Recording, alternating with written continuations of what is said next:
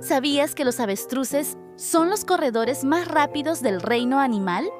Aunque no pueden volar, estos gigantes emplumados pueden alcanzar velocidades de hasta 70 kilómetros por hora. Pero lo más impresionante es su resistencia.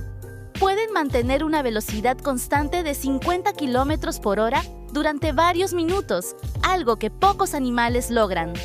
Esto no solo les ayuda a escapar de los depredadores, sino que también es clave para moverse rápidamente en busca de comida o agua.